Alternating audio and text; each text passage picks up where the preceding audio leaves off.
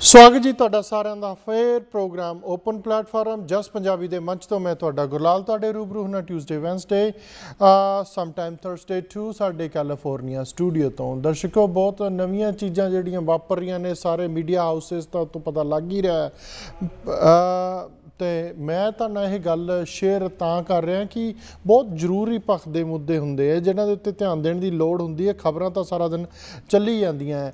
ਮੇਰੇ ਕਹਿਣ ਤੋਂ ਭਾਵ ਮੈਂ ਇੱਕ ਬਹੁਤ ਸੋਹਣੀ ਜਿਹੜੀ ਬਾਲ ਵਿਵਾਹ ਦੀ ਜਿਹੜੀ ਪ੍ਰਥਾ ਉਹਨੂੰ ਰੋਕਣ ਲਈ ਖਾਸ ਕਰਕੇ ਜਿਹੜੀਆਂ ਪਿਛੜੀਆਂ ਸਟੇਟਾਂ ਆ ਰਾਜਸਥਾਨ ਦੇ ਕਈ ਪਾਰਟ ਹੈ, ਐਮਪੀ ਦੇ ਕਈ ਪਾਰਟ ਹੈ, ਜਿਹੜੇ ਮੱਧ ਪ੍ਰਦੇਸ਼ ਦੇ ਹੋਰ ਵੀ ਕਈ ਸਟੇਟਾਂ 'ਚ ਹੋ ਗਿਆ ਇਹ ਕਿ ਉਹ ਬਾਲ ਵਿਵਾਹ ਦੀ ਜਿਹੜੀ ਪ੍ਰਥਾ ਟੁੱਟ ਨਹੀਂ ਰਹੀ ਸੀ।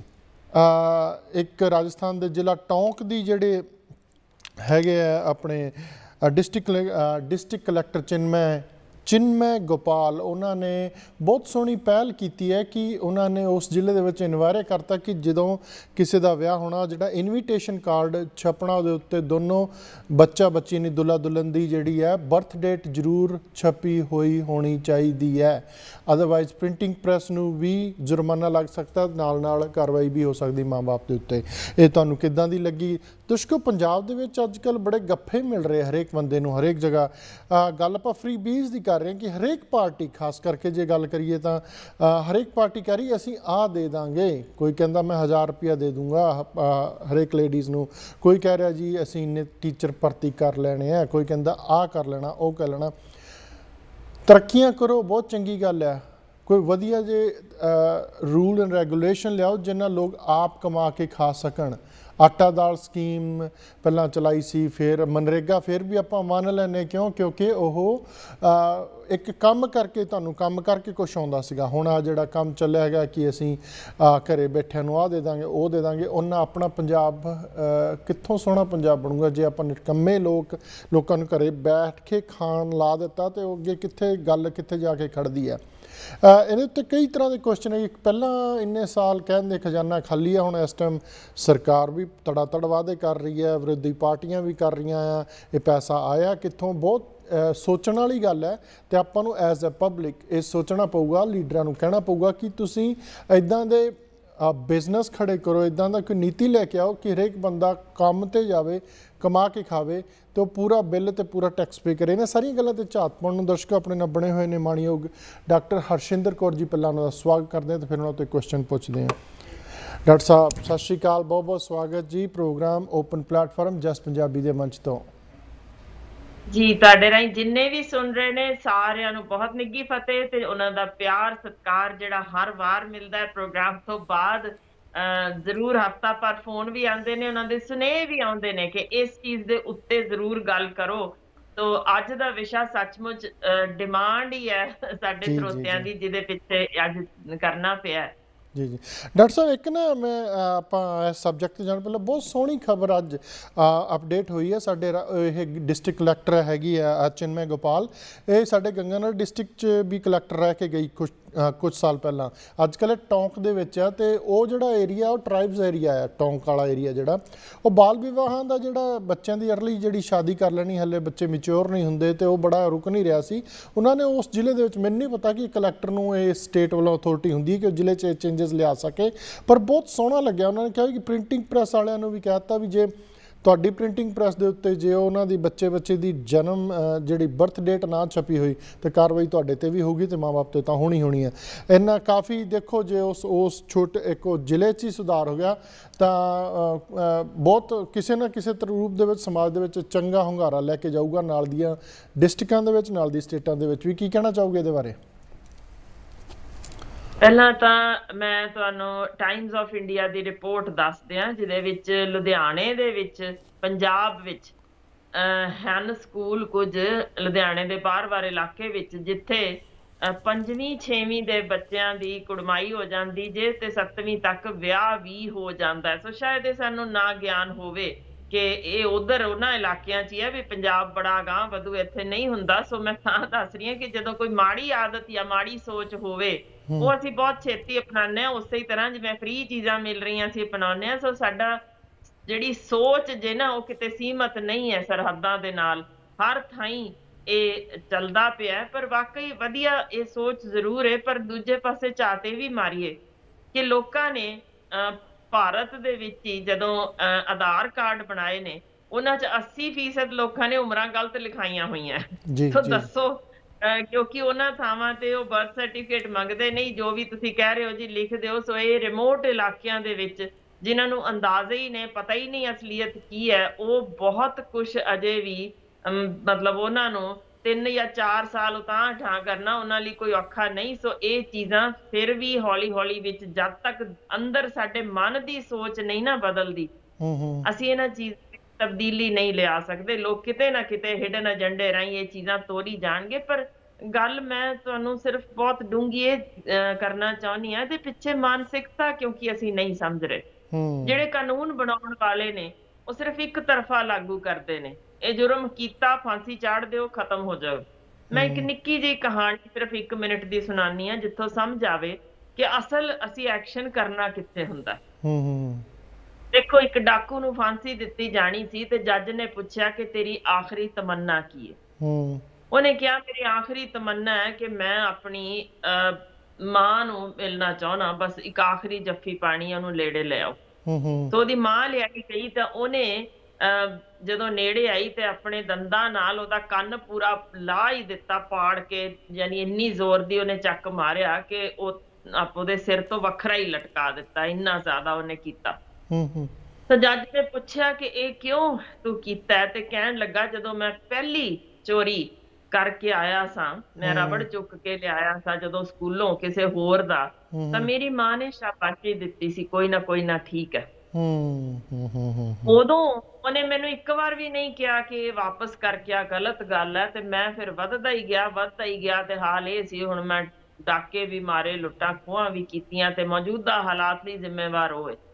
ਇਨ ਬਿਨ ਇਹੋ ਚੀਜ਼ ਜਿਹੜੀ ਮਾਨਸਿਕਤਾ ਛੇਤੀ ਵਿਆਉਣ ਦੀ ਜੇ, ਉਹ ਅਸੀਂ ਸ਼ਾਇਦ ਸਮਝ ਹੀ ਨਹੀਂ ਰਹੇ। ਜਦੋਂ ਉਹ ਜਿਹੜੀਆਂ ਬੁਰਾਈਆਂ ਦੂਰ ਕਰ ਦਿਆਂਗੇ ਤਾਂ ਇਹ ਚੀਜ਼ ਆਪਣੇ ਆਪ ਹਟ ਜਾਣੀ ਹੈ। ਦੇਖੋ, ਜਿਹੜੇ ਲੁਧਿਆਣੇ ਦੀ ਸਟੱਡੀ ਜੋ ਛਪੀ ਸੀ ਉਹਦੇ ਵਿੱਚ ਕੀ ਲਿਖਿਆ ਸੀ ਕਿ ਉਹਨਾਂ ਦੀਆਂ ਮਾਵਾਂ ਨੂੰ ਜਦੋਂ ਪੁੱਛਿਆ ਗਿਆ, ਉਹ ਕਹਿਣ ਲੱਗੀਆਂ ਪਹਿਲੀ ਚੀਜ਼ ਕਿ ਇਹ ਬੇਟੀਆਂ ਆਪਣੀ ਮਰਜ਼ੀ ਨਾਲ ਕਿਤੇ ਵਿਆਹ ਨਾ ਕਰ ਜਾਣ। ਪਹਿਲੀ ਜਰਾ ਸੁਣ ਲਿਓ ਉਹਨਾਂ ਦੇ ਰੀਜ਼ਨਸ ਕੀ ਲਿਖੇ ਸੀ। ਦੂਸਰੀ ਕਿ ਇਹ ਜਿਹੜਾ ਉਹ ਮੁੰਡੇ ਦੇ ਯਾਨੀ ਪੇਰੈਂਟਸ ਵੱਲੋਂ ਕਿ ਕੁੜੀਆਂ ਘੱਟ ਨੇ, ਕਿਤੇ ਬਾਅਦ ਚ ਮਿਲਣ ਨਾ, ਇਸ ਕਰਕੇ ਅਸੀਂ ਮੁੰਡਾ ਹੁਣੇ ਹੀ ਵਿਆਹਣ ਲੱਗੇ ਆ। ਇਹ ਉਹਨਾਂ ਦਾ ਰੀਜ਼ਨ ਸੀ ਦੂਜੇ ਪਾਸਿਓਂ। ਤੀਸਰਾ, ਪਿਓਆਂ ਨੂੰ ਜਦੋਂ ਪੁੱਛਿਆ ਗਿਆ ਤਾਂ ਉਹਨਾਂ ਦੇ ਰੀਜ਼ਨ ਸੀ ਵੀ ਅੱਜ ਕੱਲ ਤਾਂ ਕੁੜੀਆਂ ਨਾਲ ਇੰਨਾ ਮਾੜਾ ਵਰਤਾਰਾ ਇਹ ਸਮਾਜ ਵਿੱਚ ਹੋ ਰਿਹਾ ਤੇ ਅਸੀਂ ਚਾਹੁੰਦੇ ਹਾਂ ਉਸ ਤੋਂ ਪਹਿਲਾਂ ਹੀ ਇਹ ਜ਼ਿੰਮੇਵਾਰੀ ਤੋਂ ਨਿਪਟ ਜਾਈਏ। ਹੁਣ ਚੌਥੀ ਤੇ ਇੰਪੋਰਟੈਂਟ ਚੀਜ਼ ਕਿ ਜਿੰਨੀ ਛੋਟੀ ਉਮਰੇ ਵਿਆਹ ਕਰਦੀ ਹੈ ਦਾਜ ਘੱਟ ਦੇਣਾ ਪੈਂਦਾ ਤੇ ਸਾਨੂੰ ਇਸ ਕਰਕੇ ਇੰਜ ਹੀ ਸਰਦਾ। ਹੁਣ ਬਸ ਮੈਂ ਇੰਨਾ ਹੀ 4 ਤੱਕ ਸੀਮਤ ਜੇ ਰੱਖਾਂ, ਨਾ ਹੋਰ ਗੱਲਾਂ 'ਚ ਜਾਵਾਂ, ਤਾਂ ਆਪਾਂ ਕਹੀਏ ਇਹਨਾਂ ਨੂੰ ਕਿ ਜ਼ੋਰ ਜ਼ਬਰਦਸਤੀ ਨਾਲ ਕਾਨੂੰਨ ਬਣਾ ਦਿੱਤਾ ਤੁਸੀਂ ਵਿਆਹ ਨਹੀਂ ਕਰਨੇ, ਤਾਂ ਕੀ ਅਸੀਂ ਰੋਕਾਂਗੇ ਜਦ ਤੱਕ ਉਹਨਾਂ ਦੀਆਂ ਉਹ ਗੱਲਾਂ ਕਿ ਕੁੜੀਆਂ ਘੱਟ ਨੇ, ਹੈ ਨਹੀਂ ਅਸੀਂ ਛੇਤੀ ਲੈਣੀ ਹੈ। ਤਾਂ ਫਿਰ ਅਸੀਂ ਸਭ ਤੋਂ ਪਹਿਲਾਂ ਧਿਆਨ ਕਰਨਾ ਸੀ ਕਿ ਕੀ ਭਰੂਣ ਹੱਤਿਆ ਅਸੀਂ ਅੱਜ ਵੀ ਰੋਕ ਸਕਿਆ? ਸਦੀ ਦੇਖ ਲਓ ਕਿਹੜੀ ਆ ਚੁੱਕੀ ਹੈ, ਤੇ ਅਸੀਂ ਉਹ ਪੱਥਰ ਯੁੱਗ ਦੇ ਸਮੇਂ ਦੀ ਸੋਚ ਉਂਝ ਦੀ ਉਂਝ ਹੀ ਲੈ ਆਏ ਹਾਂ। ਫਿਰ ਦੂਜਾ, ਕੀ ਸਮਾਜ ਵਿੱਚ ਅਸੀਂ ਕ੍ਰਾਈਮਸ ਅਗੇਂਸਟ ਵੂਮਨ ਰੋਕ ਸਕੇ ਹਾਂ? ਬਿਲਕੁਲ ਵੀ ਨਹੀਂ। ਉਹਨੂੰ ਜਦੋਂ ਅੰਕੜੇ ਆਉਂਦੇ ਨੇ 183% ਵੱਧ ਗਏ। ਤੇ ਫਿਰ ਤੀਜੀ ਚੀਜ਼ ਕਿ ਅੱਜ ਵੀ ਅਸੀਂ ਆਪਣੀਆਂ ਬੇਟੀਆਂ ਨੂੰ ਖੁੱਲ੍ਹ ਦੇ ਸਕੇ ਵੀ ਆਪਣੀ ਮਰਜ਼ੀ ਨਾਲ ਵਿਆਹ ਕਰ ਲੈ? ਨਹੀਂ, ਅਸੀਂ ਬੜੇ ਸਖਤ ਹਾਂ ਉਸ ਪਾਸਿਓਂ ਵੀ।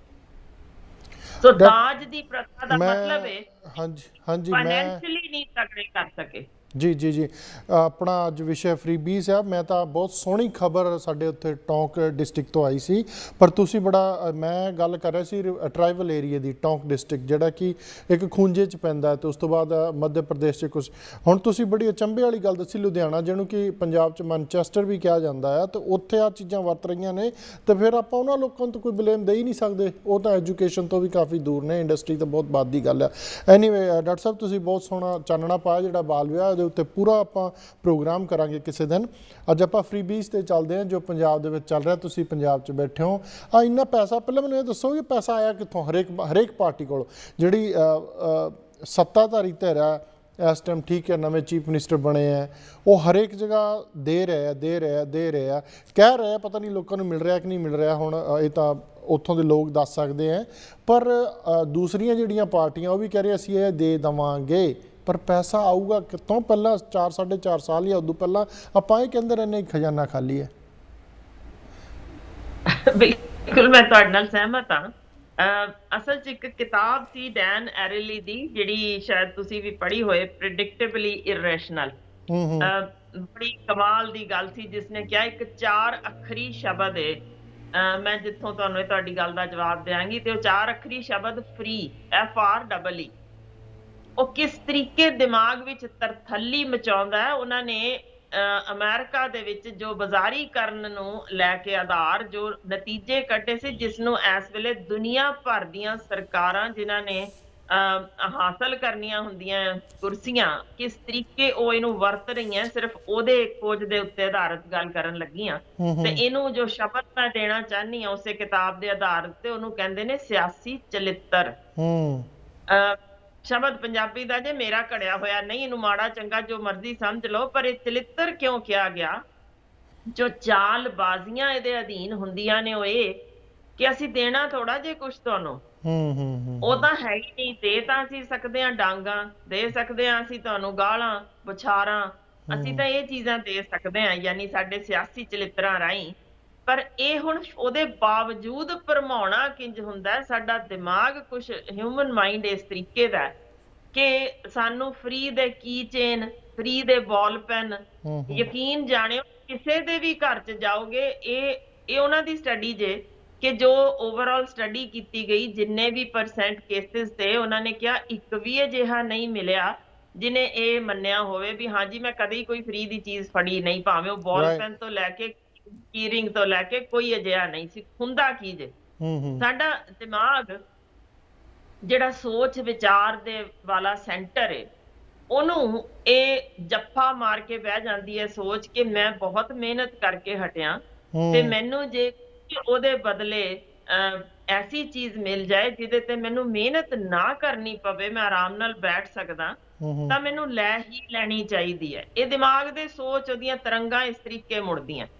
ਹੁਣ ਉਹਦੇ ਆਧਾਰ ਤੇ ਇਹਨਾਂ ਨੇ ਵੱਖੋ ਵੱਖਰੀਆਂ ਚਾਕਲੇਟਸ ਮਾਰਕੀਟ 'ਚ ਲਿਆ ਕੇ ਰੱਖ ਦਿੱਤੀਆਂ ਕਿ ਘਟੀਆ ਕੁਆਲਿਟੀ ਲਿਆ ਕੇ ਜਦੋਂ ਉਹਦੇ ਨਾਲ 1+1 ਫ੍ਰੀ ਕਰਦੇ ਆ ਤੇ ਸੇਲ ਪਤਾ ਕਿ ਕਿੱਥੇ ਜਾਂਦੀ ਹੈ। 83% ਤੁਸੀਂ ਬਹੁਤ ਸੋਹਣੀ ਗੱਲ ਕੀਤੀ ਕਿ ਸਾਈਕੋਲੋਜੀਕਲੀ ਬੰਦੇ ਨੂੰ ਕਿੱਦਾਂ ਉਸ ਬੰਨਣ ਦੇ ਵਿੱਚ ਬੰਨਿਆ ਜਾਂਦਾ ਹੈ ਤਾਂ ਕਿ ਬੰਦਾ ਇਹ ਸੋਚੇ ਕਿ ਜੋ ਮੈਂ ਐਕਸੈਪਟ ਕਰ ਰਿਹਾ ਜਾਂ ਜੋ ਮੈਂ ਕਰ ਰਿਹਾ ਮੈਂ ਸਹੀ ਕਰ ਰਿਹਾ। ਬਹੁਤ ਸੋਹਣਾ ਤੁਸੀਂ ਐਲੈਬੋਰੇਟ ਕੀਤਾ। ਇਹਦੇ ਉੱਤੇ ਅੱਗੇ ਕੀ ਆ, ਯਾਨੀ ਕਿ ਬੰਦੇ ਨਿਕੰਮੇ ਵੀ ਹੋਣਗੇ ਜਾਂ ਜਿਹੜੀ ਤੁਸੀਂ ਗੱਲ ਕਰ ਰਹੇ ਹੋ, ਆਪਾਂ ਜ਼ਰੂਰ ਇੱਥੇ ਆਉਂਦੇ, ਪਰ ਆਪਾਂ ਰੁਕਣਾ ਪੈ ਰਿਹਾ ਕੁਇਕ ਬ੍ਰੇਕ ਲਈ। ਦਰਸ਼ਕੋ ਸਾਡੇ ਨਾਲ ਬਣੇ ਹੋਏ ਨੇ ਮਾਣਯੋਗ ਡਾਕਟਰ ਹਰਸ਼ਿੰਦਰ ਕੌਰ ਜੀ, ਸਾਨੂੰ ਰੁਕਣਾ ਪੈ ਰਿਹਾ ਇੱਕ ਛੋਟੀ ਜਿਹੀ ਬ੍ਰੇਕ ਲਈ। ਇੱਦਾਂ ਹੀ ਬਣੇ ਰਹੋ ਜਸ ਪੰਜਾਬੀ ਤੇ। ਸਵਾਗਤ ਜੀ ਤੁਹਾਡਾ ਸਾਰਿਆਂ ਦਾ ਫੇਰ ਪ੍ਰੋਗਰਾਮ ਓਪਨ ਪਲੇਟਫਾਰਮ ਜਸ ਪੰਜਾਬੀ ਦੇ ਮੰਚ ਤੋਂ। ਆਪਣੇ ਨਾਲ ਬਣੇ ਹੋਏ ਨੇ ਮਾਣਯੋਗ ਡਾਕਟਰ ਹਰਸ਼ਿੰਦਰ ਕੌਰ ਜੀ, ਬਹੁਤ ਸੋਹਣਾ ਉਹ ਐਲੈਬੋਰੇਟ ਕਰ ਰਹੇ ਹਰ ਚੀਜ਼ ਦੇ ਉੱਤੇ। ਡਾਕਟਰ ਸਾਹਿਬ, ਆਪਾਂ ਗੱਲ ਕਰ ਰਹੇ ਸੀ ਬ੍ਰੇਕ ਤੋਂ ਜਾਣ ਤੋਂ ਪਹਿਲਾਂ ਵੀ ਕਿ ਸਾਈਕੋਲੋਜੀਕਲੀ ਬੰਦੇ ਦਾ ਬ੍ਰੇਨ ਕਿੱਦਾਂ ਤਿਆਰ ਕੀਤਾ ਜਾਂਦਾ ਹੈ। ਉਸ ਤੋਂ ਬਾਅਦ ਮੈਂ ਕੁਐਸਚਨ ਮੇਰਾ ਇਹਦੇ ਵਿੱਚ ਹੋਰ ਖੜਾ ਹੋ ਗਿਆ, ਪਰ ਪਹਿਲਾਂ ਤੁਸੀਂ ਫਿਨਿਸ਼ ਕਰੋ, ਤੁਸੀਂ ਕੀ ਕਹਿ ਰਹੇ ਸੀਗੇ? ਜੀ, ਮੈਂ ਦੱਸਣਾ ਇਹ ਚਾਹ ਰਹੀ ਸੀ ਕਿ ਉਹਨਾਂ ਨੇ ਫਿਰ ਸੇਲਸ ਵਿੱਚ ਦੇਖਿਆ ਕਿ ਐਕਚੁਅਲੀ ਹੋਇਆ ਕੀ ਹੈ ਜਦੋਂ ਇਹਨਾਂ ਨੇ ਕੀਤਾ 1+1 ਫ੍ਰੀ। ਜੀ ਹੁਣ ਉਹਦੇ ਵਿੱਚ ਉਹਨਾਂ ਨੇ ਦੇਖਿਆ ਸੇਲਸ 83% ਫਾਇਦਾ ਉਹਨਾਂ ਨੂੰ ਦੇ ਗਈਆਂ, 3 ਟਾਈਮਸ ਇਨਕਰੀਜ਼ ਹੋਈਆਂ। ਕਿਉਂ 83% ਫਾਇਦਾ ਦੇ ਗਈਆਂ ਫ੍ਰੀ ਦੇ ਨਾਲ? ਕਿ ਉਹਨਾਂ ਨੇ ਕੀਤਾ ਇਹ ਕਿ ਇੱਕ ਪੈਂਟ ਜਿਹੜੀ ਅਸੀਂ ਦੇਣੀ ਹੈ, ਭਾਵੇਂ ਰੱਤੀ ਖਰਾਬ ਹੀ ਹੋ ਜਾਵੇ, ਟਾਈਟ ਵੀ ਹੈ ਜਾਂ ਕੱਪੜਾ ਉਹਨਾਂ ਨਹੀਂ, ਤੇ ਚਲੋ ਜੀ ਇਹ 700 ਦੀ ਬਜਾਏ 1700 ਕਰ ਦਿਓ ਤੇ 1+1 ਕਰ ਦਿਓ। ਯਾਨੀ ਉਹ ਬੰਦਾ 1700 ਦੀ ਖਰੀਦ ਕੇ ਜੋ ਕਿ 700 ਦੀ ਸੀ 1+1 ਨਾਲ ਲੈ ਗਿਆ, ਫਾਇਦਾ ਫਿਰ ਵੀ ਦੇ ਗਿਆ। ਹੁਣ ਇਹੀ ਚੀਜ਼ ਨੇ ਹੌਲੀ ਹੌਲੀ ਜਦੋਂ ਦਿਮਾਗ ਤੇ ਅਸਰ ਪੈਂਦਾ ਫ੍ਰੀ ਦਾ, ਤਾਂ ਉਹ ਅਸੀਂ ਕਿੰਨੀ ਕੁ ਉਹਦੀ ਯਾਨੀ ਬੁੱਕਤ ਪਾਉਂਦੇ ਹਾਂ ਕਿ ਪਿਓ ਵੱਲੋਂ ਮਿਲਿਆ 100 ਰੁਪਇਆ ਜਾਂ 5000 ਰੁਪਇਆ, ਜੋ ਵੀ ਕੁਛ, ਜਾਂ ਕਿੰਨੇ ਵੀ ਤੁਸੀਂ ਕਹਿ ਦਿਓ $5000 ਮਿਲ ਗਏ ਜਾਂ ਕੁਛ ਵੀ ਚੀਜ਼, ਉਹਦੀ ਕਿੰਨੀ ਕੁ ਅਸੀਂ ਧਿਆਨ ਰੱਖਦੇ ਹਾਂ, ਕਿੰਨੀ ਕੁ ਕੇਅਰ ਕਰਦੇ ਹਾਂ। ਤੇ ਜਦੋਂ ਅਸੀਂ ਆਪਣੀ ਮਿਹਨਤ ਨਾਲ ਲਈ ਹੋਏ ਤੇ ਕਿਵੇਂ ਉਹੀ ਕਾਰ ਅਸੀਂ 10-10 ਵਾਰ ਦਿਨ 'ਚ ਵੀ ਸਾਫ਼ ਕਰਦੇ ਰਹਿੰਦੇ ਹਾਂ ਕਿ ਆਪਣੇ ਹੱਕ ਦੀ ਲਈ ਹੋਈ ਹੈ। ਸੋ ਇਹ ਜਦੋਂ ਕੰਪੈਰੀਜ਼ਨ ਕੀਤੀਆਂ ਗਈਆਂ ਤਾਂ ਵੇਖਿਆ ਗਿਆ ਕਿ ਵਕਤੀ, ਟੈਂਪਰੇਰੀ, ਜਦੋਂ ਇਨੀਸ਼ੀਅਲ ਖਿੱਚ ਪਾਣੀ ਹੋਵੇ ਵੀ ਪਿਓ ਵੱਲੋਂ ਝਿੜਕਾਂ ਪਈਆਂ, ਉਹਨੇ ਮਾਰਿਆ ਕੁੱਟਿਆ ਸਭ ਕੁਛ ਕੀਤਾ, ਤੇ ਫਿਰ ਲੈ ਫੜ ਭਾਈ 100 ਰੁਪਇਆ ਚੱਲ ਜਾ ਕਰਿਆ, ਉਹ ਵਕਤੀ ਗੁੱਸਾ ਨਿਕਲ ਜਾਂਦਾ ਹੈ ਤੇ ਬੱਚਾ ਉਸੇ ਪਾਸੇ ਨੂੰ ਉਹਦਾ ਦਿਮਾਗ ਜਕੜਿਆ ਜਾਂਦਾ, ਮੈਨੂੰ ਕੁਝ ਫ੍ਰੀ ਮਿਲਿਆ।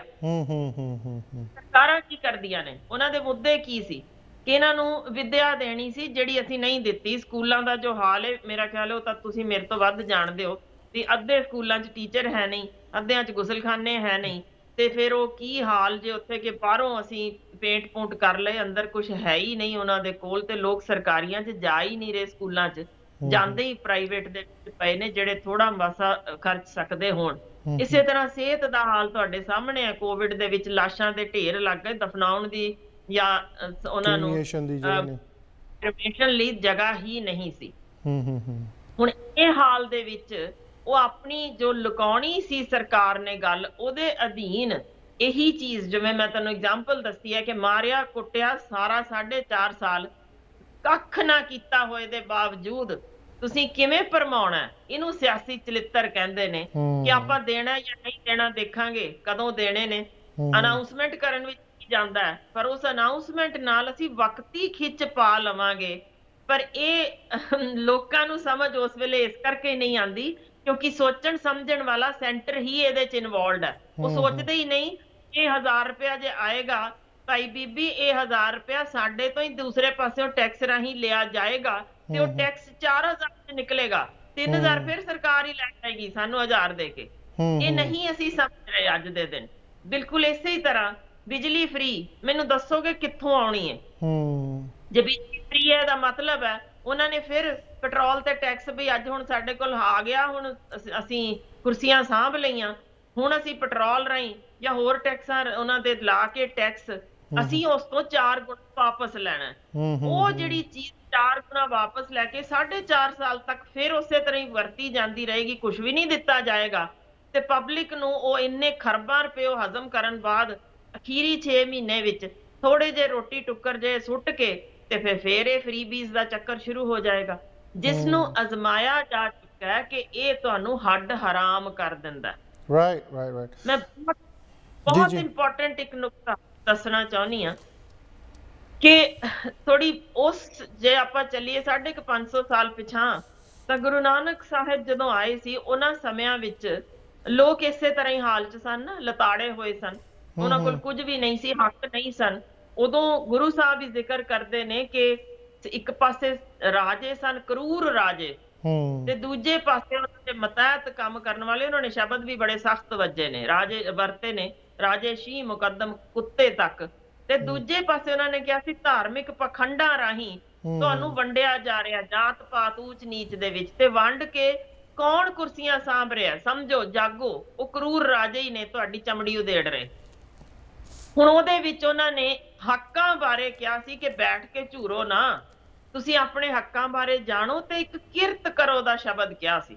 ਉਹ ਤਾਂ ਕਿਹਾ ਸੀ ਕਿ ਤੁਸੀਂ ਰਾਜਿਆਂ ਅੱਗੇ ਨਿਉ ਨਾ, ਉਹਨਾਂ ਦੇ ਨੀਵੇਂ ਨਾ ਪਈ ਜਾਓ, ਮੰਗੀ ਨਾ ਜਾਓ, ਆਪਣੀ ਕਿਰਤ ਕਰੋ ਜਿਹਦੇ ਨਾਲ ਤੁਹਾਡੀ ਅਣਖ ਜਾਗਦੀ ਹੈ, ਤੁਸੀਂ ਚੜ੍ਹਦੀ ਕਲਾ 'ਚ ਹੁੰਦੇ ਹੋ, ਤੁਹਾਨੂੰ ਆਪਣੇ ਹੱਕਾਂ ਬਾਰੇ ਸਮਝ ਆ ਜਾਂਦੀ ਹੈ। ਇੱਕ ਬੜਾ ਜ਼ਰੂਰੀ ਨੁਕਤਾ ਜਿੱਥੋਂ ਅਸੀਂ ਵਾਪਸ ਅੱਜ ਉਹੀ ਹਾਲਾਤ ਜੋ ਮੈਂ ਬੋਲੇ ਨੇ ਤੁਸੀਂ ਦੇਖ ਲਓ ਹਨ ਕਿ ਨਹੀਂ, ਉਹੀ ਕਰੂਰ ਰਾਜੇ, ਉਸੇ ਤਰ੍ਹਾਂ ਮਾਰ ਕੁਟਾਈ, ਉਸੇ ਤਰ੍ਹਾਂ ਹੱਕਾਂ ਤੋਂ ਵਿਹੂਣੇ ਲੋਕ ਸੜਕਾਂ ਤੇ ਨੇ, ਅੱਜ ਵੀ ਮਰਨ ਨੂੰ ਫਿਰਦੇ ਨੇ, ਨਾ ਰੋਜ਼ੀ ਨਾ ਰੋਟੀ ਨਾ ਰੁਜ਼ਗਾਰ, ਤੇ ਉਹਨਾਂ ਨੂੰ ਜਬਰੀ ਇਹ ਕਰਨ ਤੇ ਮਜਬੂਰ ਕੀਤਾ ਜਾਂਦਾ ਕਿ ਤੁਹਾਡੇ ਅੱਗੇ ਅਸੀਂ ਅਖੀਰ ਵਿੱਚ ਰੋਟੀ ਟੁੱਕਰ ਥੋੜੇ ਜਿਹੇ ਸੁੱਟ ਦਿਆਂਗੇ, ਹਾਂਜੀ ਹਾਂਜੀ ਕਰਤੇ, ਤੁਹਾਨੂੰ ਅਸੀਂ ਪੱਕੇ ਕਰਤੇ, ਤੁਸੀਂ ਦੇਖੋ ਕਮਾਲ, ਤੇ ਉਹ 4.5 ਸਾਲ ਦੀ ਮਾਰ ਭੁੱਲ ਕੇ ਤੇ ਉਹ ਫਿਰ ਉਸ ਪਾਸੇ ਨੂੰ ਮੁੜ ਜਾਣਗੇ। ਇਹ ਜੇ ਚੱਕਰ ਦੇ ਵਿੱਚ ਇੱਕ ਡਾਕਟਰ ਸਾਹਿਬ ਇੱਕ ਚੀਜ਼ ਮੈਂ ਨਵੀਂ ਦੇਖੀ ਇਹਦੇ ਵਿੱਚ, ਪੰਜਾਬ 'ਚ ਤਾਂ ਚਲੋ ਇਲੈਕਸ਼ਨ ਆਉਣ ਵਾਲੇ ਨੇ, ਲਾਲੀਪੌਪ ਜਾਂ ਜੋ ਵੀ ਜਿਹੜੀ ਵੀ ਪਾਰਟੀ ਨੇ ਕਰਨਾ ਕਰੂਗਾ, ਹਰੇਕ ਨੇ ਚੱਲਦਾ ਹੈ ਜਿੱਦਾਂ ਤੁਸੀਂ ਕਿਹਾ। ਹਲੇ ਰਾਜਸਥਾਨ ਦੇ ਵਿੱਚ ਇਲੈਕਸ਼ਨ ਨੂੰ 2-2.5 ਸਾਲ ਪਏ ਆ, ਉਹਨਾਂ ਦਾ ਵੀ ਸ਼ਗੂਫਾ ਇੱਕ ਆਇਆ ਕਿ ਅਸੀਂ ਘੱਟੋ ਘੱਟ 15,000 ਲੇਡੀਜ਼ ਨੂੰ ਰੱਖਣਾ ਆ, ਨੌਕਰੀ ਦੇਣੀ ਆ ਬਹੁਤ ਛੇਤੀ। ਅਨਾਉਂਸਮੈਂਟ ਕਰਤੀ ਕਿਉਂਕਿ ਇਸੇ ਗੌਰਮੈਂਟ ਗਹਿਲੋਤ ਸਰਕਾਰ ਨੇ ਪਹਿਲਾਂ ਵੀ ਕੀਤੀ ਸੀ, ਪਰ ਧਰਾਤਲ ਤੇ ਕੁਝ ਨਹੀਂ ਹੋਇਆ। ਹੁਣ ਫਿਰ ਕਹਿਣ ਦਾ ਮਤਲਬ ਵੀ ਅੱਗੇ ਤਾਂ ਹੁੰਦਾ ਸੀ ਨਾ ਕਿ ਆਪਾਂ ਇਲੈਕਸ਼ਨ ਕੋਲ ਜਾ ਕੇ ਤਾਂ ਆਹ ਕੁਛ ਕਰਾਂਗੇ, ਹੁਣ ਹਾਲਾਤ ਇੰਨੇ ਐਡਵਾਂਸ ਹੋ ਚੁੱਕੇ ਆ ਕਿ ਜੇ ਕੋਈ ਸਾਈਕੋਲੋਜੀਕਲ ਕਿਸੇ ਨੂੰ ਆਪਦੇ ਜਾਲ ਦੇ ਵਿੱਚ ਫਸਾ ਕੇ ਰੱਖਣਾ ਤਾਂ ਕੰਮ ਪਹਿਲਾਂ ਸ਼ੁਰੂ ਕਰ ਦਿਓ। ਮੰਨਦੇ ਨੇ ਇੱਕ ਇਹਦੇ ਚ ਬੜਾ ਹੁਣ ਵੂਮਨ ਕਿਉਂ ਫੜੀਆਂ ਜਾ ਰਹੀਆਂ, ਥੋੜਾ ਜਿਹਾ ਧਿਆਨ ਕਰਿਓ। ਹਾਂਜੀ ਜੀ, ਹਾਲੇ ਤੱਕ ਇਹ ਆਰਡਰ ਹੋਇਆ ਕਰਦਾ ਸੀ। ਮੈਨੂੰ ਵੀ ਆਪਣੇ ਬਚਪਨ 'ਚ ਯਾਦ ਹੈ ਕਿ ਜਦੋਂ ਸ਼ੁਰੂ ਹੀ ਹੋਈ ਸੀ ਪਹਿਲੀ ਵੋਟ ਹੀ, ਤੇ ਸਮਝ ਹੀ ਨਹੀਂ ਸੀ ਹੁੰਦੀ ਕੁਛ ਕੀ ਕਰਨਾ ਹੈ। ਤੇ ਹਾਂਜੀ ਪਾਪਾ ਜੀ ਕਿਹਨੂੰ ਪਾਣਾ, ਕਿੱਥੇ ਦੱਬ ਕੇ ਆਣਾ ਜੀ ਅਸੀਂ ਉਹ ਮੋਹਰ। ਉਹ ਇਸ ਤਰ੍ਹਾਂ ਹੀ ਹੁਣ ਤੱਕ ਵੀ ਪਿੰਡਾਂ ਵਿੱਚ ਵੀ, ਅਜੇ ਵੀ ਸ਼ਹਿਰਾਂ ਵਿੱਚ ਵੀ ਬੇਟੀਆਂ ਨੂੰ ਜਾਂ ਪਤਨੀਆਂ ਨੂੰ ਜਾਂ ਭੈਣਾਂ ਨੂੰ ਇਹੋ ਕੁਝ ਅਨਾਉਂਸ ਕੀਤਾ ਜਾਂਦਾ ਸੀ ਕਿ ਤੁਸੀਂ ਉੱਥੇ ਪਾਣੀ ਹੈ ਜਿੱਥੇ ਤੁਹਾਡੇ ਘਰ ਦਾ ਵੱਡਾ ਬਜ਼ੁਰਗ ਕਹੇਗਾ। ਸੌਖਾ ਸੀ ਪਾਰਟੀਆਂ ਲਈ ਵੀ ਕਿ ਇੱਕੋ ਬੰਦੇ ਨੂੰ ਹੀ ਢਾਣਾ, ਉਹਨਾਂ ਨੂੰ ਹੀ ਸੱਦਣਾ, ਤੇ ਉਹੀ ਸਾਰਾ ਮਤਲਬ ਇੱਕ ਫੈਮਿਲੀ ਪੂਰੀ ਦੀਆਂ ਵੋਟਾਂ ਹੋ ਜਾਂਦੀਆਂ ਸੀ। ਕਿਸਾਨੀ ਸੰਘਰਸ਼ ਨੇ ਕੁਝ ਤਬਦੀਲੀ ਬੜੀ ਤਗੜੀ ਲਿਆਈ ਹੈ, ਜਿੱਥੇ ਔਰਤਾਂ ਖੁੱਲ ਕੇ ਬਾਹਰ ਨਿਕਲੀਆਂ ਇਹਨਾਂ ਨੂੰ ਹੱਕਾਂ ਬਾਰੇ ਸਮਝ ਆਈ ਹੈ, ਤੇ ਇਹ ਇਸ ਵੇਲੇ ਜਾਗਰੂਕ ਨੇ, ਜਿਨ੍ਹਾਂ ਨੇ ਔਨ ਕੈਮਰਾ ਔਨ ਰੈਕੋਰਡ ਕਿਹਾ ਕਿ ਭਾਈ ਅਸੀਂ ਹੁਣ ਇਸੇ ਤਰ੍ਹਾਂ ਭੇਡ ਚਾਲ 'ਚ ਨਹੀਂ ਜਾਣਾ, ਅਸੀਂ ਵੀ ਵੇਖਾਂਗੀਆਂ ਸੋਚਾਂਗੀਆਂ ਕਿਸਨੇ ਔਰਤਾਂ ਦੇ ਹੱਕਾਂ ਦੀ ਗੱਲ ਕੀਤੀ ਹੈ, ਅਸੀਂ ਉਧਰ ਪਾਵਾਂਗੀਆਂ। ਸੋ ਤੁਸੀਂ ਸਮਝ ਸਕਦੇ ਹੋ ਕਿ ਪਿੰਡ ਲੈਵਲ ਤੱਕ ਜਦੋਂ ਇਹ ਗੱਲ ਪਹੁੰਚਦੀ ਹੈ, ਉੱਥੇ ਸ਼ਹਿਰੀ ਔਰਤਾਂ ਕੀ ਤੇ ਪਿੰਡ ਦੀਆਂ ਔਰਤਾਂ ਕੀ ਇਹ ਜਾਗਰਿਤ ਵੀ ਹੋਈਆਂ, ਸਵਾਲ ਵੀ ਪੁੱਛਦੀਆਂ ਨੇ ਕਿ ਕਿਉਂ ਹੁਣ ਇਹ ਸਾਡੇ ਨਾਲ ਧੱਕਾ ਹਾਲੇ ਤੱਕ ਚੱਲਿਆ, ਤੁਸੀਂ ਸਾਡੇ ਲਈ ਕੀਤਾ ਕੀ ਹੈ। ਸੋ ਇਹ ਜਿਹੜੀ ਜਾਗਰਤੀ ਵੇਖੀ ਹੈ ਨਾ ਇਸ ਵੇਲੇ ਪੂਰੇ ਭਾਰਤ ਵਿੱਚ ਵੱਖ-ਵੱਖ ਹਿੱਸਿਆਂ ਵਿੱਚ, ਈਵਨ ਰਿਮੋਟ ਏਰੀਆਜ਼ ਵਿੱਚ, ਜਿੱਥੇ ਔਰਤਾਂ ਕੈਮਰੇ ਔਨ ਕੈਮਰਾ ਬੋਲਦੀਆਂ ਨੇ ਇਹ ਚੀਜ਼ਾਂ, ਹੁਣ ਇਹ ਦੇਖਦਿਆਂ ਹੋਇਆਂ ਤਬਦੀਲੀ ਇਹ ਸਰਕਾਰਾਂ ਸਾਰੀਆਂ ਵੱਖੋ ਵੱਖਰੀਆਂ ਪਾਰਟੀਆਂ ਇਸ ਕਰਕੇ ਝੁਕਾਅ ਔਰਤਾਂ ਪ੍ਰਤੀ ਰੱਖਣ ਲੱਗ ਗਈਆਂ ਨੇ ਕਿ ਇਹ 50% ਵੋਟ ਹੈ ਬਈ। ਜੇ ਉਹ ਬਾਕੀ 50% ਚ ਅਸੀਂ ਕਹਿ ਰਹੇ ਹਾਂ ਕਿ ਸਾਡੀ ਅਲੱਗ-ਅਲੱਗ ਆਦੀ 13%, ਇਹਦੀ 14%, ਇਹਦੀ 15%, ਤਾਂ ਭਾਈ ਇਹ 50 ਦੀ 50% ਦੇ ਵਿੱਚੋਂ ਜੇ ਅਸੀਂ ਅੱਧੀਆਂ ਵੀ ਖਿੱਚ ਕੇ ਲੈ ਆਈਏ ਤੇ ਸਾਡਾ ਵੋਟ ਬੈਂਕ ਬਹੁਤ ਭਾਰੀ ਹੋ ਜਾਏਗਾ। ਇਹੀ ਕਾਰਨ ਹੈ ਕਿ ਅੱਗੇ ਤੁਸੀਂ ਦੇਖੋਗੇ ਰੈਲੀਆਂ ਵਿੱਚ ਸਿਰਫ ਬੰਦੇ ਦਿਸਦੇ ਸੀ, ਗਿਣਤੀ ਦੀਆਂ 10 ਔਰਤਾਂ ਬਿਠਾ ਦਿੱਤੀਆਂ ਜਾਂਦੀਆਂ ਸੀ, ਹੁਣ ਵੱਡੀ ਗਿਣਤੀ ਔਰਤਾਂ ਨਿਤਰ ਰਹੀਆਂ ਨੇ। ਤੇ ਇਹੀ ਕਾਰਨ ਜੇ ਕਿ ਅਸੀਂ ਔਰਤਾਂ ਨੂੰ ਇਸ ਵੇਲੇ ਟਾਰਗੇਟ ਹੁੰਦਾ ਦੇਖ ਰਹੇ ਹਾਂ ਕਿ ਤੁਸੀਂ ਬੱਸਾਂ 'ਚ ਸਫ਼ਰ ਫ੍ਰੀ, 1000 ਰੁਪਇਆ ਫ੍ਰੀ, ਸ਼ਗਨ ਫ੍ਰੀ ਜਾਂ ਵਟਐਵਰ ਤੁਸੀਂ ਦਿੰਦੇ ਪਏ ਹੋ, ਉਹਦਾ ਮੇਰਾ ਖਿਆਲ ਹੈ ਜਦੋਂ ਲੇਖਾ ਜੋਖਾ ਕਰਦੇ ਨੇ ਸਾਰੇ ਮੀਡੀਆ ਵਾਲੇ, ਉਹੀ ਸਾਹਮਣੇ ਲਿਆ ਦਿੰਦੇ ਨੇ ਕਿ ਇਹ ਮਿਲਿਆ ਤਾਂ ਕਿਤੇ ਹੈ ਹੀ ਨਹੀਂ। ਜੇ ਸਾਈਕਲ ਫ੍ਰੀ ਦੇਣੇ ਸੀ ਕੁੜੀਆਂ ਨੂੰ ਤਾਂ ਜੰਗ ਖਾ ਕੇ ਉੱਥੇ ਹੀ ਪਏ ਨੇ। ਇਸੇ ਤਰ੍ਹਾਂ ਸ਼ਗਨ ਸਕੀਮਾਂ ਜਿਨ੍ਹਾਂ ਨੂੰ ਗਈਆਂ ਉਹ ਐਕਚੁਅਲ ਸਾਨੀ ਨਹੀਂ, ਤੇ ਅਸਲ ਜਿਨ੍ਹਾਂ ਨੂੰ ਮਿਲਣੀਆਂ ਸੀ ਉਹਨਾਂ ਨੂੰ ਮਿਲੀਆਂ ਹੀ ਨਹੀਂ। ਵੀ ਸਾਰਾ ਕੁਝ ਸਾਨੂੰ ਪਤਾ ਜੇ ਕਿ ਜਾਣਾ ਤਾਂ ਹੈ ਹੀ ਨਹੀਂ। ਅਨਾਉਂਸਮੈਂਟਸ ਨੇ, ਤਾਂ ਸਾਨੂੰ ਸ਼ਬਦ ਵਰਤਿਆ ਸੀ ਸਿਆਸੀ ਚਲਿੱਤਰ ਨੇ, ਜਿਨ੍ਹਾਂ ਦੇ ਵਿੱਚ ਹਮੇਸ਼ਾ ਹੀ ਫ੍ਰੀ ਦੇ ਸ਼ਬਦ ਨੂੰ ਸਾਨੂੰ ਹਮੇਸ਼ਾ ਹੀ ਰੋਲ ਛੱਡਿਆ। ਪਰ ਅੱਜ ਦੇ ਦਿਨ ਇੱਕ ਹਾਸੋਹੀਣੀ ਗੱਲ ਹੈ, ਸਵੇਰੇ ਉੱਠਣ ਤੋਂ ਲੈ ਕੇ ਜਿਸ ਤਰੀਕੇ ਦੀਆਂ ਅਨਾਉਂਸਮੈਂਟਸ ਨੇ, ਚਾਹ ਪੱਤੀ ਫ੍ਰੀ ਜੇ, ਖੰਡ ਫ੍ਰੀ ਜੇ, ਹੁਣ ਕੋਈ ਦੁੱਧ ਵੀ ਦੇਈ ਜਾਏਗਾ ਫ੍ਰੀ, ਯਾਨੀ ਤੁਸੀਂ ਨਾਸ਼ਤੇ ਤੋਂ ਰਾਤ ਤੱਕ ਕੋਈ ਕੱਪੜੇ ਫ੍ਰੀ ਦੇਣ ਦੀ ਗੱਲ ਕਰ ਰਹੇ, ਅੰਡੇ ਮਿਲ ਰਹੇ ਨੇ। ਮੈਂ ਕੋਈ ਇਹ ਨਹੀਂ ਕਹਿ ਰਹੀ ਤੁਹਾਨੂੰ ਨਹੀਂ, ਪੈਕੇਟਸ ਤਿਆਰ ਹੁੰਦੇ ਨੇ, ਅਸੀਂ ਦੇਖਦੇ ਹਾਂ ਆਪਣੇ ਸਾਹਮਣੇ ਕਿ ਉਹ ਛੋਟੇ ਹਾਥੀ ਭਰ ਕੇ ਆਉਂਦੇ ਨੇ ਤੇ ਕਿਵੇਂ ਲੋੜਵੰਦਾਂ ਦੇ ਘਰਾਂ ਦੇ ਵਿੱਚ ਉਹ ਪੈਕੇਟਸ ਜਾਂਦੇ ਨੇ, ਜਿਸ 'ਚ ਖਿਡੌਣੇ ਵੀ ਹੁੰਦੇ ਨੇ ਬੱਚਿਆਂ ਦੇ, ਇਹ ਵੀ ਕੱਪੜੇ ਵੀ ਹੁੰਦੇ ਨੇ, ਤੇ ਉਹਦੇ ਨਾਲ ਇੱਕ ਬੋਤਲ ਸ਼ਰਾਬ ਦੀ ਜ਼ਰੂਰ ਹੁੰਦੀ ਜੇ।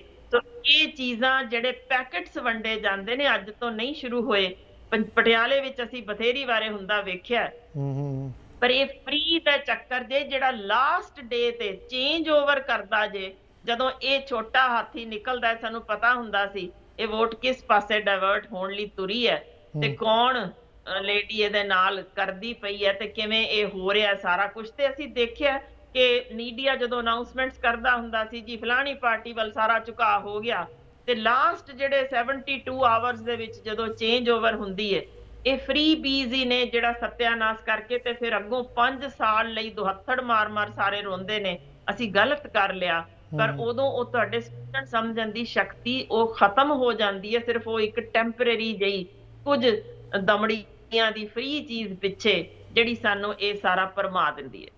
ਡਾਕਟਰ ਸਾਹਿਬ ਇੱਕ ਆਪਾਂ ਇਸੇ ਚੀਜ਼ ਨੂੰ ਦੂਸਰੇ ਐਂਗਲ ਤੋਂ ਦੇਖ ਲਈਏ। ਘਰਾਂ ਦੇ ਵਿੱਚ ਮੈਂ ਇਹ ਨੋਟ ਕੀਤਾ ਆ ਕਿ ਦੇਖੋ ਸਾਨੂੰ 4.5 ਸਾਲ ਤੋਂ ਕੁਝ ਮਿਲਣਾ ਹੀ ਨਹੀਂ, ਹੁਣ ਜੋ ਮਿਲ ਰਿਹਾ ਲੈ ਲਓ ਚੁੱਪ ਕਰਕੇ।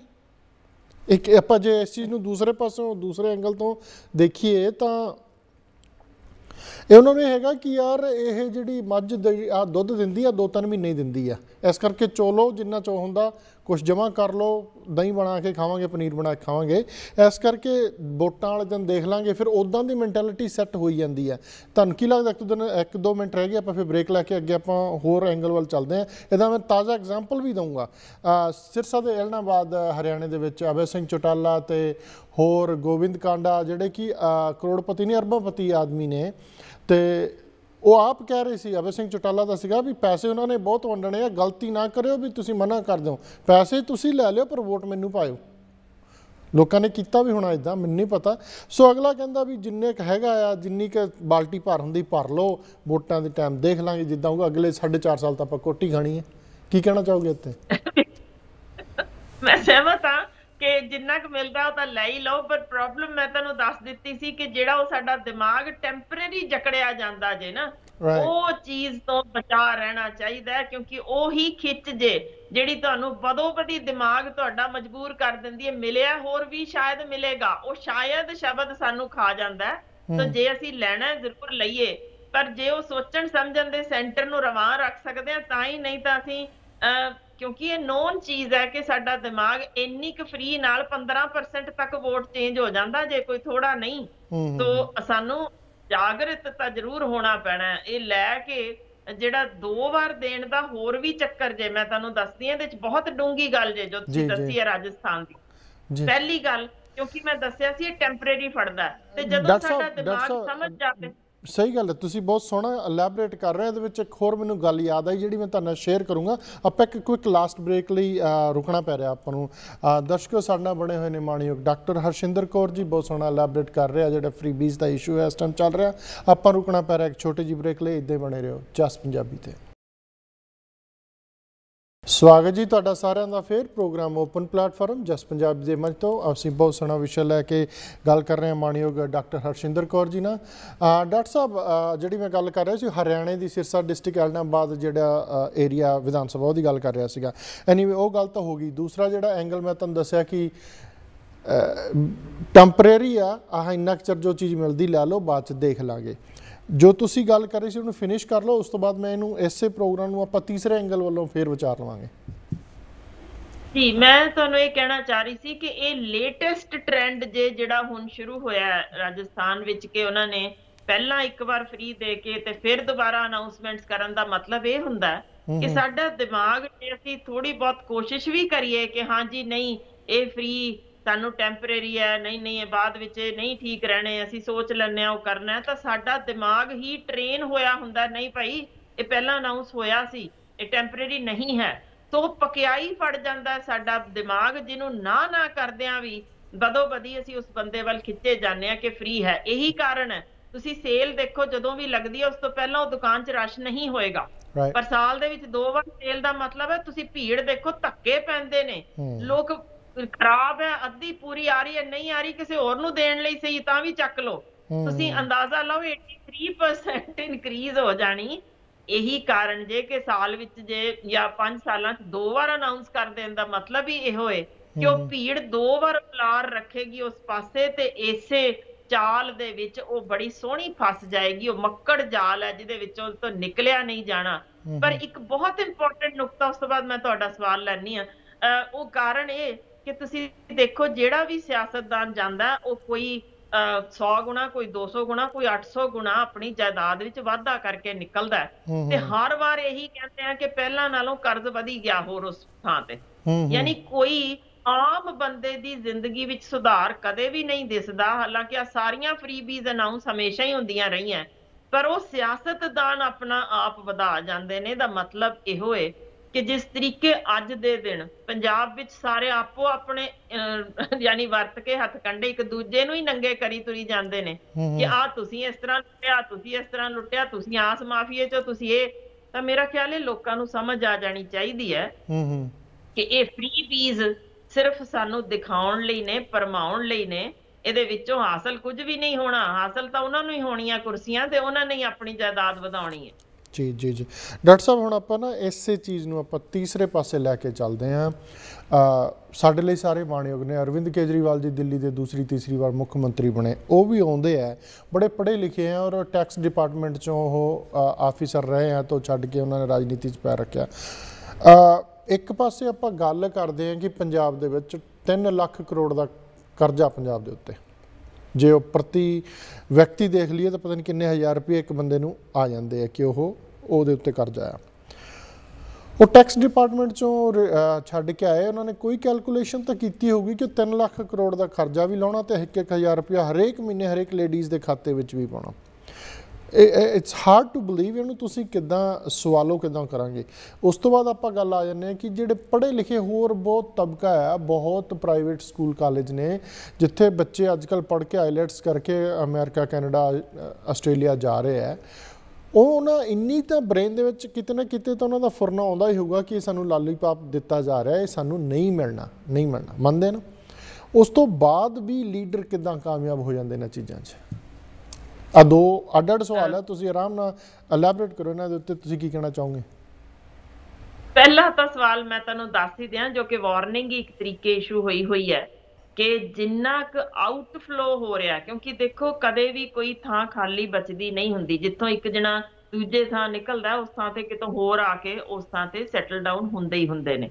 ਸੋ ਇਸ ਵੇਲੇ ਜੋ ਵਾਰਨਿੰਗਸ ਇਸ਼ੂ ਹੋਈਆਂ ਨੇ ਉਹ ਇਹ ਨੇ ਕਿ ਪੰਜਾਬੀ ਹੀ ਆਪਣੇ ਪੰਜਾਬ ਦੇ ਵਿੱਚ ਮਾਈਨੋਰਿਟੀ ਵੱਲ ਜਾਣ ਲੱਗੇ ਨੇ, ਕਿਉਂਕਿ ਜਿਸ ਤਰ੍ਹਾਂ ਦੀ ਇੱਥੋਂ ਆਊਟਫਲੋ ਹੋ ਰਿਹਾ ਉਸੇ ਤਰੀਕੇ ਇਨਫਲੋ ਯੂਪੀ ਤੇ ਬਿਹਾਰ ਵੱਲੋਂ, ਜੋ ਕਿ ਬਹੁਤ ਹਾਇਰ ਪੋਸਟ ਤੋਂ ਲੈ ਕੇ ਖੇਤਾਂ ਦੇ ਕਾਮਿਆਂ ਤੋਂ ਲੈ ਕੇ ਉਹ ਇਸ ਵੇਲੇ ਕਲੈਕਟਰ ਤੱਕ, ਤਹਿਸੀਲਦਾਰ ਤੱਕ, ਪੁਲਿਸ ਦੇ ਵਿੱਚ ਫਿਰ senior IAS officers, IPS officers ਤੋਂ ਲੈ ਕੇ ਇਸ ਵੇਲੇ ਲਾਅ ਦੇ ਵਿੱਚ ਕੀ ਹਰ ਪਾਸੇ ਉਹ ਪਹੁੰਚ ਚੁੱਕੇ ਨੇ, ਜਿਹਦੇ ਵਿੱਚ ਡਾਕਟਰੀ ਸਾਡਾ ਪੇਸ਼ਾ ਵੀ ਸ਼ਾਮਲ ਹੈ, ਜਿੱਥੇ ਉਹ ਇਸ ਵੇਲੇ ਸਾਰੇ ਪਾਸੇ ਬੜੀ ਵੱਡੀ ਗਿਣਤੀ ਵਿੱਚ ਦਿਸਣੇ ਸ਼ੁਰੂ ਹੋ ਗਏ ਨੇ, ਜਿਨ੍ਹਾਂ ਦੀ ਗਿਣਤੀ ਇਸ ਵੇਲੇ ਇੱਥੇ ਲੁਧਿਆਣੇ ਤੇ ਜਲੰਧਰ ਵਿੱਚ ਤਾਂ ਆਲਮੋਸਟ ਕਈ ਥਾਂ ਤੇ ਤਾਂ 51-52% ਤੱਕ ਵੀ ਹੋ ਗਈ ਹੈ।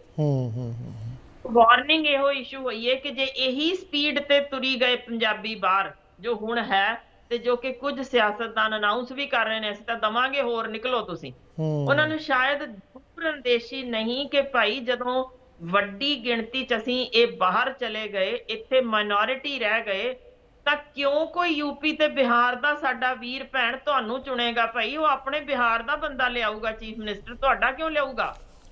ਜੇ ਇੰਨੀ ਕੁ ਗੱਲ ਸਮਝ ਆ ਜਾਏ ਇਹਨਾਂ ਨੂੰ ਤਾਂ ਮੇਰਾ ਖਿਆਲ ਹੈ ਇਸ ਤਰ੍ਹਾਂ ਦਾ ਆਊਟਫਲੋ ਰੋਕਣ ਦੀ ਕੋਸ਼ਿਸ਼ ਕੀਤੀ ਜਾਏਗੀ ਕਿ ਭਾਈ ਜੇ ਸਾਰੇ ਹੀ ਤੁਰ ਗਏ ਇਹ ਪੰਜਾਬ ਤਾਂ ਰਹਿਣਾ ਹੀ ਨਹੀਂ, ਇਹ ਤਾਂ ਬਿਹਾਰ ਲੈਂਡ ਪਾਰਟ 2 ਬਣ ਜਾਣਾ ਜਾਂ ਯੂਪੀ ਲੈਂਡ ਪਾਰਟ 2 ਬਣੇਗਾ, ਤੇ ਫਿਰ ਪੰਜਾਬੀਆਂ ਦੀ ਆਪਣੀ ਥਾਂ ਕਿਹੜੀ ਰਹਿਣੀ ਹੈ?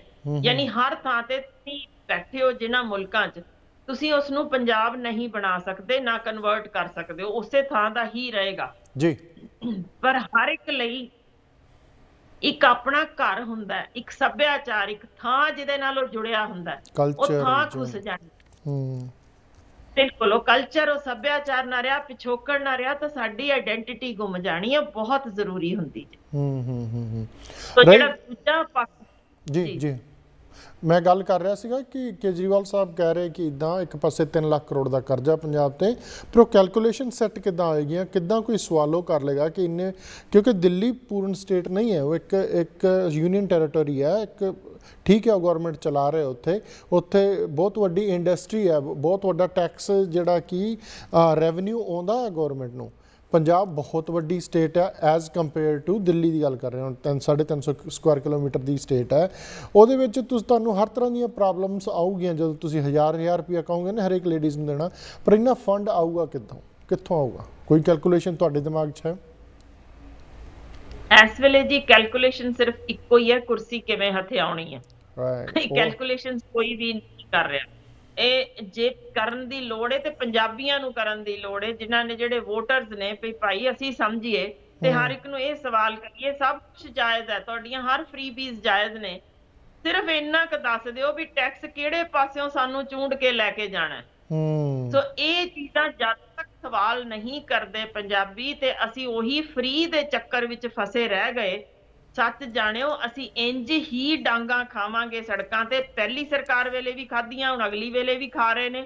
ਇਹੀ ਸਾਡੀ ਕਿਸਮਤ ਹੋਣੀ ਹੈ, ਸਿਰਫ ਜੁੱਤੀਆਂ ਖਾਣੀਆਂ, ਡਾਂਗਾ ਖਾਣੀਆਂ, ਤੇ ਇਹੀ ਫਿਰ ਅਖੀਰ ਵਿੱਚ ਸਾਨੂੰ ਸੱਚਮੁੱਚ ਉਹ ਮੰਗਤੇ ਬਣਾ ਕੇ ਰੱਖ ਦਿੱਤਾ, ਜਿੱਥੋਂ ਅਸੀਂ ਅਣਖੀਲੇ ਸਾਂ, ਯੋਧੇ ਸਾਂ, ਜਿਹੜੇ ਆਪ ਕਮਾਉਣ ਵਾਲੇ ਸਾਂ, ਹੱਥੀਂ ਕੰਮ ਕਰਨ ਵਾਲੇ ਸਾਂ ਨੂੰ ਅਸੀਂ ਅਜਿਹੇ ਚੱਕਰਵਿਊਹ 'ਚ ਰਚਾ ਦਿੱਤਾ ਕਿ ਸਾਡੀ ਸੋਚ ਹੀ ਖਤਮ ਹੋ ਗਈ, ਕਿਉਂਕਿ ਸਾਨੂੰ ਹੱਕਾਂ ਬਾਰੇ ਜਾਣਨ ਲਈ ਪੜ੍ਹਾਈ ਜ਼ਰੂਰੀ ਸੀ।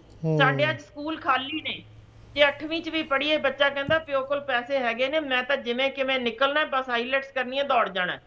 ਯਾਨੀ ਉਹਨੂੰ ਪਤਾ ਹੀ ਨਹੀਂ ਕਿ ਮੈਂ ਉਹ ਦੌੜ ਜਾਣ ਦੇ ਵਿੱਚ ਹੋਰ ਮੁਲਕ ਵਿੱਚ ਇਹੀ ਕੁਛ ਇੱਕ ਮਜ਼ਦੂਰ ਬਣ ਕੇ ਰਹਿ ਜਾਵਾਂ, ਨਾਲੋਂ ਕਿਉਂ ਨਾ ਮੈਂ ਇੱਥੇ ਅਫਸਰ ਬਣ ਕੇ ਪੰਜਾਬ ਨੂੰ ਸਵਾਰ ਸਕਾਂ। ਇਹ ਸੋਚ ਹੀ ਖਤਮ ਕਰਤੀ ਅਸੀਂ ਬੱਚਿਆਂ ਦੇ ਵਿੱਚ। ਜੋ ਅਸਲ ਮੁੱਦੇ ਸੀ ਕਿ ਸਾਨੂੰ ਕੰਮ, ਅਸੀਂ ਰੁਜ਼ਗਾਰ ਵਾਲੇ ਪਾਸੇ ਪਈਏ, ਆਪ ਕਮਾਈਏ। ਅਸੀਂ 300 ਯੂਨਿਟ ਕੀ, ਸਾਨੂੰ ਇਸ ਤੋਂ ਕਈ ਗੁਣਾ ਵੱਧ ਹੋਵੇ ਤਾਂ ਵੀ ਆਪ ਦੇ ਸਕਦੇ ਹਾਂ, ਸਾਨੂੰ ਲੋੜ ਨਹੀਂ ਹੈ ਫ੍ਰੀ ਚੀਜ਼ ਦੀ।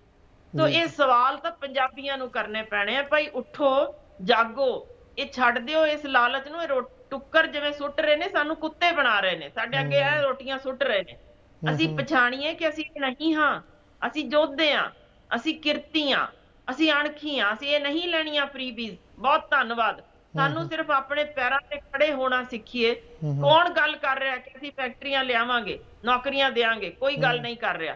ਕੌਣ ਗੱਲ ਕਰਦਾ ਹੈ ਕਿ ਸਕੂਲ ਖਾਲੀ ਨੇ, ਟੀਚਰਸ ਭਰਤੀ ਕਰਾਂਗੇ? ਨਹੀਂ, ਬਸ ਸਿਰਫ ਲਾਰੇ ਲਾਏ ਜਾ ਰਹੇ ਨੇ।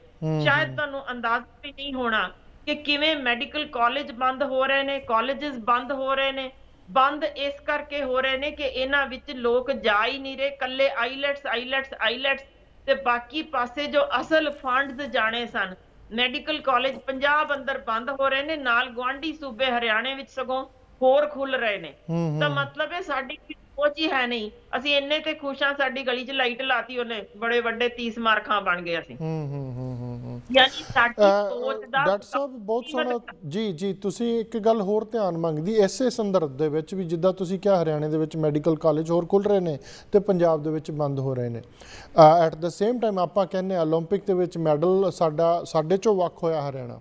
ਉੱਥੋਂ ਦੇ ਬੱਚੇ ਬਹੁਤ ਅੱਗੇ ਨੇ ਸਪੋਰਟਸ ਦੇ ਵਿੱਚ। ਉਹਨਾਂ ਨੇ ਭਾਈ ਆਪਦੇ ਬੱਚਿਆਂ ਲਈ ਅਕੈਡਮੀਜ਼ ਖੋਲ੍ਹੀਆਂ, ਗੌਰਮੈਂਟ ਬਹੁਤ ਜ਼ਿਆਦਾ ਫੰਡ ਦੇ ਰਹੀ ਹੈ। ਅਤੇ ਪੰਜਾਬ ਦੇ ਵਿੱਚ ਕਹਿ ਰਹੇ ਆ ਕਿ ਤੁਸੀਂ ਘਰੇ ਬਹਿ ਜਾਓ, ਦਾਲ ਫੁਲਕਾ, ਦਾਲ ਰੋਟੀ ਸਕੀਮ 'ਤੇ ਤੁਹਾਨੂੰ ਘਰੇ ਦੇਣੇ। ਉਹ ਦਾਲ ਰੋਟੀ ਖਾ ਕੇ ਜਿਹੜਾ ਬੱਚਾ ਨਿਕੰਮਾ ਹੋ ਗਿਆ, ਕਿੱਥੋਂ ਸਪੋਰਟਸ ਦੇ ਵਿੱਚ ਭਾਗ ਲਊਗਾ? ਸੋਚਣ ਵਾਲੀ ਗੱਲ ਆ। ਕਿਤੇ ਕੋਈ ਲੀਡਰ ਮਿਲੇ ਉਹਨੂੰ ਪੁੱਛਿਓ ਜ਼ਰੂਰ, ਕਿਉਂਕਿ ਮੇਰਾ ਖਿਆਲ ਹੈ ਹਰਿਆਣੇ ਨਾਲੋਂ ਪੰਜਾਬ ਦਾ ਬਜਟ ਜ਼ਿਆਦਾ ਹੋਣਾ ਸਪੋਰਟਸ ਦੇ ਵਿੱਚ। ਕਿਤੇ ਨਾ ਕਿਤੇ ਇਹਨਾਂ ਚੀਜ਼ਾਂ 'ਤੇ ਝਾਤ ਮਾਰਨ ਦੀ ਲੋੜ ਹੈ। ਡਾਕਟਰ ਸਾਹਿਬ ਆਪਣੇ ਕੋਲ 1.5 ਮਿੰਟ ਰਹਿ ਗਿਆ, ਕੁਛ ਕਹਿਣਾ ਚਾਹੋ ਅਖੀਰ ਦੇ ਵਿੱਚ? ਜੀ ਬਿਲਕੁਲ। ਦੇਖੋ, ਅਸੀਂ ਮੰਨਦੇ ਹਾਂ ਕਿ ਜਿਵੇਂ ਗੁਲਦਸਤੇ ਦੇ ਵਿੱਚ ਫੁੱਲ ਲੱਗਣੇ ਹੋਣ ਨਾ, ਤਾਂ ਇੱਕੋ ਰੰਗ ਦਾ ਕੱਲਾ ਉਹ ਓਨਾ ਖਿੱਚ ਨਹੀਂ ਪਾਉਂਦਾ, ਵਿੱਚ ਪੱਤੀਆਂ ਕੁਝ ਵੱਖ ਰੰਗ ਦੀਆਂ ਜਾਂ ਇੱਕ ਵੱਖ ਰੰਗ ਦਾ ਫੁੱਲ ਹੋਵੇ, ਇਸ ਤਰੀਕੇ ਉਹ ਗੁਲਦਸਤਾ ਖੂਬਸੂਰਤ ਬਣਦਾ। ਹੁਣ ਬਿਲਕੁਲ ਉੱਚੀ ਪੰਜਾਬ ਵਿੱਚ ਅਸੀਂ ਗਿਣਦੇ ਹਾਂ ਕਿ ਹਾਂਜੀ ਇਹਦੇ ਵਿੱਚ ਸਾਰੇ ਤਰ੍ਹਾਂ ਦੇ ਲੋਕ ਆਉਂਦੇ ਨੇ, ਸਭ ਧਰਮਾਂ ਦੇ, ਜਾਤਾਂ ਪਾਤਾਂ ਦੇ, ਊਚ ਨੀਚ ਦੇ, ਉਹ ਇਕੱਠੇ ਹੋਏ ਹੀ ਸੋਹਣੇ ਲੱਗਦੇ ਨੇ। ਪਰ ਇਸ ਗੁਲਦਸਤੇ ਜਦੋਂ ਇੱਕ ਇੱਕ ਕਰਕੇ ਅਸੀਂ ਬਾਹਰ ਸੁੱਟ ਰਹੇ ਹਾਂ, ਜੋ ਕਿ ਸਾਡੇ ਇਸ ਵੇਲੇ ਸਿਆਸਤਦਾਨ ਕਰ ਰਹੇ ਨੇ, ਤੇਰੀ ਜਾਤ ਵੱਖਰੀ ਹੈ, ਤੇਰੀ ਜਾਤ ਵਾਲੇ ਨੇ ਆਪਣੇ ਹੱਕ ਨਹੀਂ ਮੰਗੇ, ਅਸੀਂ ਦਵਾਂਗੇ, ਆ ਜਾ। ਉਹਦਾ ਮਤਲਬ ਹੈ ਉਸ ਰਸਤੇ ਚੋਂ ਇੱਕ ਫੁੱਲ ਹੋਰ ਨਿਕਲਿਆ। ਬਈ ਤੇਰੀ ਪਾਤ ਇਹ ਹੈ, ਤੇਰੀ ਪਾਤ ਦੀ ਰਿਪਰੈਜ਼ੈਂਟੇਸ਼ਨ ਨਹੀਂ, ਅਸੀਂ ਦਿੰਨੇ ਆ। ਉਹ ਗੁਲਦਸਤੇ ਚੋਂ ਇੱਕ ਫੁੱਲ ਨਿਕਲਿਆ। ਫਿਰ ਓਏ ਤੇਰੇ ਨਾਲੋਂ ਉਹ ਤੂੰ ਉੱਚਾ ਹੈ, ਓਏ ਉਹ ਨੀਵਾਂ, ਉਹ ਤਾਂ ਰਹਿ ਗਿਆ। ਉਹਦਾ ਮਤਲਬ ਇੱਕ ਹੋਰ ਪੱਤੀ ਵੀ ਖਿੱਚ ਲਈ। ਤੁਸੀਂ ਅੰਦਾਜ਼ਾ ਲਾ ਰਹੇ ਹੋ ਗੁਲਦਸਤਾ ਜੋ ਐਡਾ ਖੂਬਸੂਰਤ ਪੰਜਾਬ ਦਾ ਸੀ, ਉਹਨੂੰ ਅਸੀਂ ਕਿਸ ਤਰੀਕੇ ਇਹ ਸਿਆਸਤਦਾਨ ਇੱਕ ਇੱਕ ਕਰਕੇ ਕੱਢ ਕੇ ਉਹਨੂੰ ਖਤਮ ਕਰ ਰਹੇ ਨੇ। ਮੇਰੀ ਤਾਂ ਅੱਜ ਦੇ ਪ੍ਰੋਗਰਾਮ ਰਾਹੀਂ ਇਹੀ ਬੇਨਤੀ ਹੈ ਕਿ ਅਸੀਂ ਇਹ ਚਾਲਾਂ ਸਮਝ ਜਾਈਏ, ਜਾਤ ਪਾਤ ਵਿੱਚ ਦੁਬਾਰਾ ਰੋਲ ਦਿੱਤਾ ਜਿੱਥੋਂ ਸਾਨੂੰ ਕੱਢਿਆ ਸੀ, ਇੱਥੋਂ ਸਮਝੀਏ ਕੋਈ ਫਰੀਬੀਜ਼ ਨਹੀਂ ਹੋਣੀਆਂ। ਸਿਰਫ ਇਹ ਚਲਿੱਤਰ ਨੇ ਸਾਨੂੰ ਭਰਮਾਉਣ ਲਈ, ਸਾਨੂੰ ਪਾੜਨ ਲਈ। ਪਾੜੋ ਤੇ ਰਾਜ ਕਰੋ।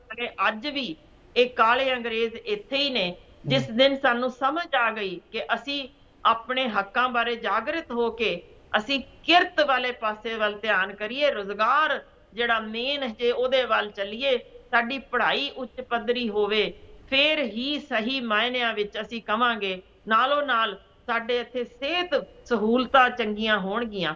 ਉਸ ਦਿਨ ਸਮਝਾਂਗੇ ਪੰਜਾਬ ਤਰੱਕੀ ਦੇ ਰਾਹ ਤੇ ਹੈ। ਨਹੀਂ ਤਾਂ ਜਿਸ ਤਰੀਕੇ ਇਸ ਵੇਲੇ ਪਾਣੀ ਜ਼ਹਿਰੀਲਾ, ਹਵਾ ਜ਼ਹਿਰੀਲੀ ਹੈ, ਇਹ ਤਾਂ ਕੈਂਸਰ ਨਹੀਂ ਤਬਾਹ ਕਰ ਦੇਣਾ, ਮਾਰੂਥਲ ਬਣ ਜਾਏਗਾ। ਸਾਨੂੰ ਜਾਗਣ ਦੀ ਲੋੜ ਹੈ, ਸਿਆਸੀ ਚਾਲਾਂ ਤੋਂ ਬਚਣ ਦੀ ਲੋੜ ਹੈ। बहुत बहुत धन्यवाद डॉक्टर साहब, बहुत सोहना एलैबोरेट किया ਜਿਹੜੇ ਮੁੱਦਿਆਂ ਦੇ ਉੱਤੇ ਆਪਾਂ ਗੱਲ ਕੀਤੀ ਫ੍ਰੀਬੀਜ਼ ਦੇ ਉੱਤੇ ਵੀ, ਬਾਕੀ ਵੀ ਆਪਾਂ ਹੁਣ ਹੋਰ ਕਿਸੇ ਵਿਸ਼ੇ ਨਾਲ ਅਗਲੇ ਹਫਤੇ ਫੇਰ ਮਿਲਾਂਗੇ। ਅੱਜ ਤੁਸੀਂ ਟਾਈਮ ਕੱਢਿਆ, ਤੁਹਾਡਾ ਬਹੁਤ ਬਹੁਤ ਧੰਨਵਾਦ ਜੀ। ਦਰਸ਼ਕੋ, ਇਹ ਸਨ ਡਾਕਟਰ ਹਰਸ਼ਿੰਦਰ ਕੌਰ ਜੀ, ਬਹੁਤ ਸੋਹਣਾ ਐਲੈਬੋਰੇਟ ਕੀਤਾ ਫ੍ਰੀਬੀਜ਼ ਤੇ ਹੋਰ ਕਈ ਮਸਲਿਆਂ ਦੇ ਬਾਰੇ। ਆਪਾਂ ਇਹਨਾਂ ਨੂੰ ਫੇਰ ਲੈ ਕੇ ਆਵਾਂਗੇ, ਤੁਹਾਡੇ ਰੂਬਰੂ ਹੋਵਾਂਗੇ ਅਗਲੇ ਹਫਤੇ। ਤੇ ਅੱਜ ਵਕਤ ਇਜਾਜ਼ਤ ਨਹੀਂ ਦੇ ਰਿਹਾ। ਬਹੁਤ ਸੋਹਣਾ ਪ੍ਰੋਗਰਾਮ ਅਸੀਂ ਕੀਤਾ ਫ੍ਰੀਬੀਜ਼ ਮੇ, ਕਿਉਂਕਿ ਆਪਾਂ ਮੁਫਤ ਤਾਂ ਨਹੀਂ ਲੈਣਾ, ਆਪਾਂ ਇੰਨੇ ਜੋਗੇ ਬਣਨਾ ਕਿ ਅਸੀਂ ਆਪ ਕਮਾ ਕੇ ਖਾ ਸਕੀਏ। ਇਹੀ ਕਨਵੇ ਕਰਨਾ ਚਾਹੁੰਦੇ ਅਸੀਂ ਮੈਸੇਜ। ਸਾਰੇ ਜਣੇ ਜੇ ਇਸ ਪ੍ਰਣ ਨੂੰ ਲੈ ਲੈਣ ਤਾਂ ਸ਼ਾਇਦ ਪੰਜਾਬ ਤਰੱਕੀਆਂ ਦੀ ਲੀਹਾਂ ਤੇ ਦੁਬਾਰਾ ਚੱਲ ਸਕੇ। ਅੱਜ ਦਾ ਪ੍ਰੋਗਰਾਮ ਇੱਥੋਂ ਤੱਕ ਸੀ। ਮੈਨੂੰ ਗੁਰਲਾਲ ਨੂੰ ਦਿਓ ਇਜਾਜ਼ਤ। ਮੇਰੇ ਵੱਲੋਂ ਤੁਹਾਨੂੰ ਸਾਰਿਆਂ ਨੂੰ ਪਿਆਰ ਭਰੀ ਸਤਿ ਸ਼੍ਰੀ ਅਕਾਲ।